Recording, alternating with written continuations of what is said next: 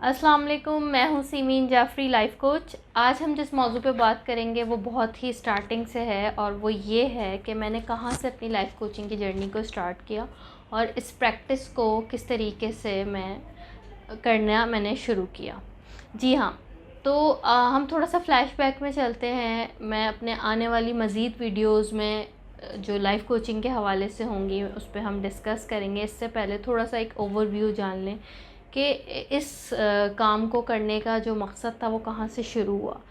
तो 2017 में मुझे ख़ुद एक साइकेट्रिस्ट की ज़रूरत पड़ी।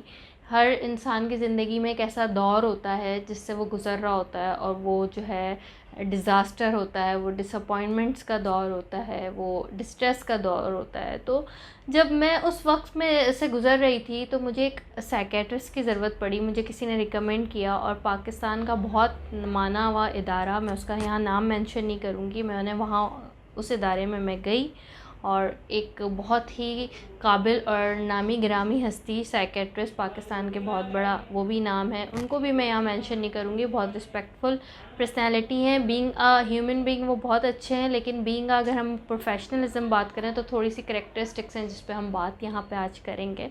तो जब मैंने उस इदारे को विज़िट किया तो बहुत ही ज़्यादा प्रोफेशनल तरीके से उन्होंने मुझे काउंटर पे काफ़ी से सबमिट कराएँ, फ़ाइल बनेगी आपकी। फिर मुझे साइकेट्रिस्ट के पास भेजा, उनके रूम में 1-to-1 सेशन हुआ। उन्होंने जो है मुझसे 2-3 क्रॉस क्वेश्चनिंग किए, लेकिन एट द एंड उन्होंने ये डिक्लेयर कर दिया, जो मेरे सिम्टम्स, जो मेरे सारी चीज़ें देख के, कि I am a psycho patient, right, और मुझे ज़रूरत है ट्रीटमेंट की, थेरेपीज़ की और यहाँ एडमिट होने की।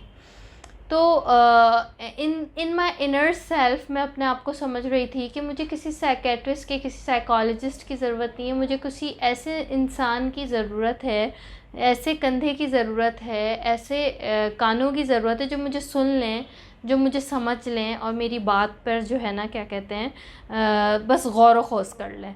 ठीक है, तो मैं उनको कुछ बोलना चाहती थी लेकिन वो मुझे बोलने नहीं कर देते थे, वो मुझे कट कर देते थे और वो उनके एटीट्यूड से ये चीज़ ज़ाहिर होती थी कि मैं गलत हूँ, वो सही हैं।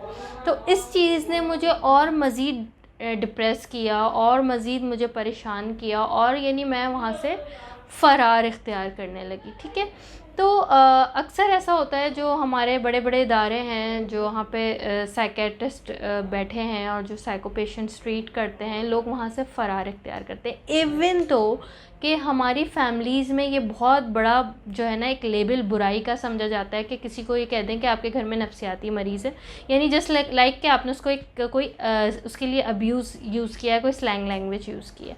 तो हालांकि ऐसे अगर आप फॉरेन कंट्रीज़ में जाएँ, अब्रॉड जाएँ, वहाँ पे ऐसा नहीं होता। वहाँ पे एक साइकेट्रिस्ट को विज़िट करना सेम टू सेम ऐसा ही होता है, जस्ट लाइक कि आपने किसी जनरल फिजिशियन को विज़िट किया है, आपने बुखार, नज़ला, खांसी में या फिर किसी भी डिज़ीज़ में, किसी भी प्रॉब्लम में किसी डॉक्टर को विज़िट किया है, किसी कार्डियोलॉजिस्ट को, किसी गायनाकोलॉजिस्ट को। इसी तरह सेम ऐसे ही होता है कि आपने किसी साइकेट्रिस्ट को, साइकोलॉजिस्ट को विज़िट किया। लेकिन हमारी सोसाइटी में, पाकिस्तान में, इस चीज़ को बहुत डिसरिस्पेक्ट समझा जाता है और हालांकि ऐसा नहीं होना चाहिए।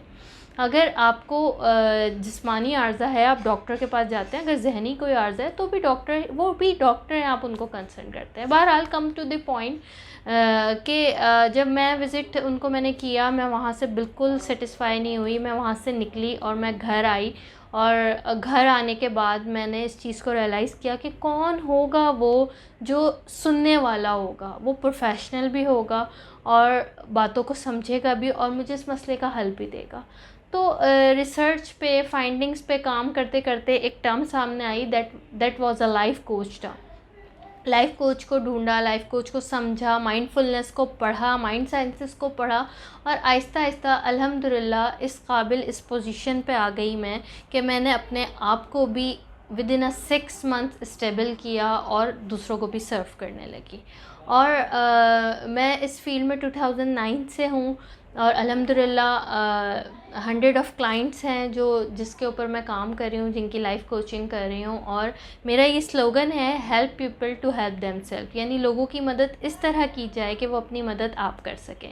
इसकी एक छोटी सी मिसाल दूँ कि मैं मछली पकड़ के देना नहीं, बल्कि मछली पकड़ने का तरीका सिखाती हूँ कि किस तरीके से मछली पकड़ी जाए और अपना पेट भरा जाए और अपने ख़ानदान का पेट भरा जाए। अगर मछली पकड़ के दे दी तो ये कोई मदद नहीं, 1 दफ़ा दूँगी, 2 दफ़ा दूँगी, 3 दफ़ा दूँगी, आखिर में कोई भी इंसान हो वो फेड अप ही हो जाएगा। वो कहेगा कि आप अपनी मदद आप करें।